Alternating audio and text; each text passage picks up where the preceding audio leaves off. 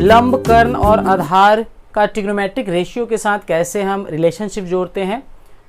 तो हमने एक राइट एंगल ट्रायंगल लिया, बी हमारा क्या है, राइट एंगल है, और ये हमने ए को एक्यूट एंगल यानी न्यून कोण लिया। तो न्यून कोण ये है हमारा, तो इसके सामने वाला हमारा लंब होगा, और ये है तो हमारा क्या हो जाएगा, कर्ण हो गया, समकोण की सामने की भुजा, और ये हमारा आधार हो गया। तो सबसे पहले हम क्या निकालना है, साइन थीटा। साइन थीटा लेते हैं, साइन थीटा लेते हैं। तो हमने साइन थीटा अभी पढ़ा, साइन थीटा बराबर होता है लंब बटा कर्ण, यानी कि लंब क्या है हमारा, p बटा h होता है, h कर्ण है हमारा। तो हमारा p का वैल्यू 4 दिया है इसमें, 4/5। उसी तरह हम cos थीटा निकालेंगे, आधार बटा कर्ण। तो आधार हमारा होता है b बटे h, कर्ण है हमारा h, तो ये हो गया हमारा 3/5। उसी तरह हम आगे यहाँ पे लिखेंगे tan थीटा बराबर क्या हो जाएगा, tan थीटा बराबर होता है लंब बटा आधार, लंब बटा आधार यानी कि p बटा b। ये है हमारा p कितना है 4, और ये हमारा b कितना है 3। इसी तरह हमारा साइन का रिवर्स क्या होता है, साइन का रिवर्स होता है कॉसेक इनवर्स, जिसको हम बोलते हैं कॉसेक थीटा।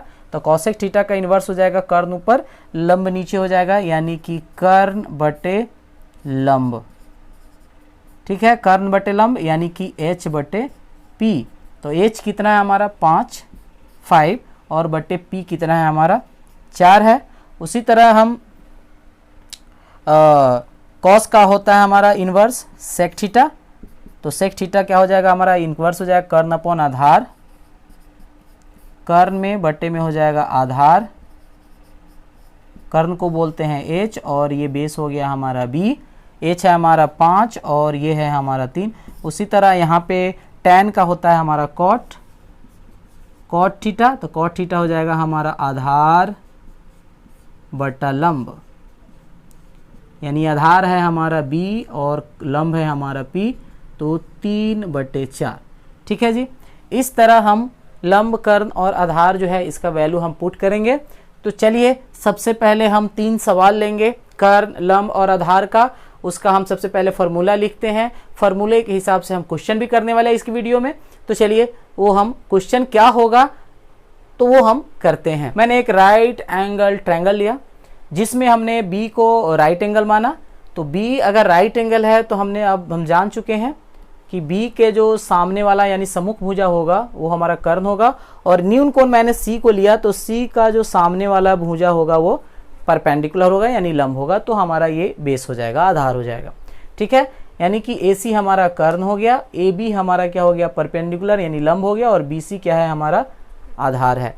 ठीक है, तो हम सबसे पहले बाई चांस अगर कर्ण, लंब और आधार में कोई 2 वैल्यू दिया रहे तो हम तीसरी वैल्यू कैसे निकालेंगे, तो उसके लिए फार्मूला होता है। उन फार्मूलों को हम पहले देख लेते हैं, उसके बाद हम क्वेश्चन भी करने वाले हैं आज के क्लास में। तो सबसे पहले हम लिखते हैं कर्ण।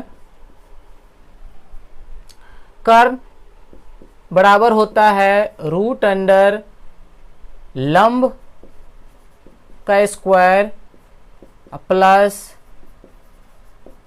आधार का स्क्वायर,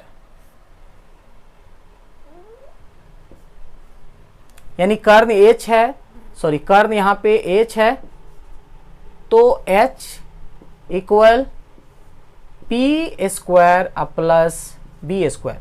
उसी तरह हम सेकेंड नंबर फॉर्मूला, अगर बाई चांस हमें लंब निकालना हो, लंब, तो सबसे पहले देखिए अगर हमें कर्ण यानी कर्ण सबसे लंबी भुजा होती है, अगर कर्ण निकालना हो, सबसे लंबी वाली भुजा निकालना हो, तो हम इन दोनों को स्क्वायर के अंदर में, रूट के अंदर में स्क्वायर करके प्लस करेंगे। लेकिन जैसे ही छोटी वाली दोनों भुजा की बात हो तो आप क्या कीजिएगा, यहाँ पे माइनस करना है, यानी लंब निकालना हो तो माइनस करना है। तो किस में से करना है, कर्ण का स्क्वायर में से हमें माइनस करना है, कर्ण स्क्वायर, और माइनस लंब है तो यहाँ पे माइनस में हो जाएगा आधार का स्क्वायर। ठीक है, हमें अगर छोटी वाली दोनों भुजा निकालना हो तो माइनस लेना है, और माइनस किस में से करना है, कर्ण के स्क्वायर में से। लंब पूछे तो आधार को माइनस करना है, और अगर आधार पूछे तो यहाँ पे लंब माइनस करना है, यानी कि अगर हम P लिखें तो ये हो जाएगा हमारा h square minus b square. उसी तरह अगर हम थर्ड नंबर लेते हैं आधार,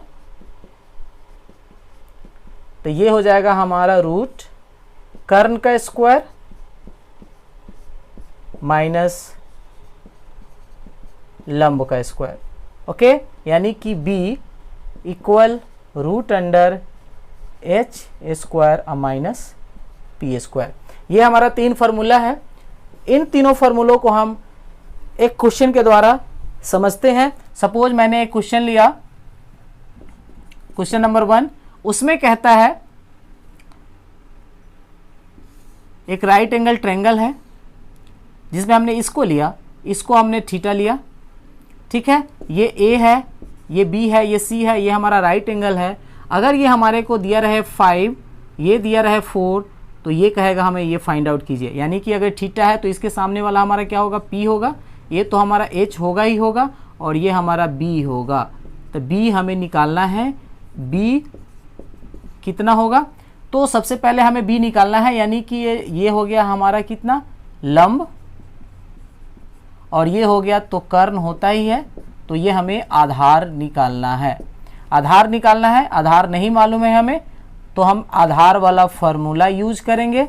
आधार वाला फार्मूला यूज करेंगे तो आधार वाला फार्मूला यहाँ पे है, यानी कर्ण का स्क्वायर माइनस लंब का स्क्वायर। यहाँ पे देखिए आधार सबसे लंबी भुजा AC है, कर्ण होता है तो हमें छोटी वाली भुजा निकालना है, तो कर्ण के स्क्वायर में से हम जो बाकी एक बच गया उसको हम माइनस करेंगे, तो हमारा हो जाएगा कर्ण का स्क्वायर घटाओ ये हो गया हमारा लंब का स्क्वायर। याद रखिएगा छोटी भुजा अगर दोनों में से कोई एक छोटी भुजा हो तो कर्ण के स्क्वायर में से हम एक जो बच जाएगा उसको हम माइनस करना है, ठीक है।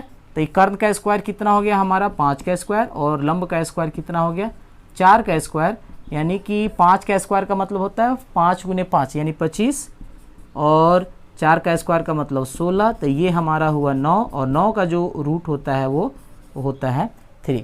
तो इस तरह हम आधार हो या लंब हो या कर्ण हो, इन तीनों फार्मूला की मदद से हम निकालते हैं। तो चलिए एक एग्जाम्पल लेते हैं जिसमें तीनों कवर होगा हमारा, लंब कर्ण आधार। हम एक एग्जाम्पल लेके तीनों को निकालने की कोशिश करते हैं, जिसमें आपको ये सारी बातें पूरी की पूरी समझ में आ जानी है। तो चलिए वो हम क्वेश्चन करते हैं, एक क्वेश्चन के माध्यम से उसको समझने की कोशिश करते हैं।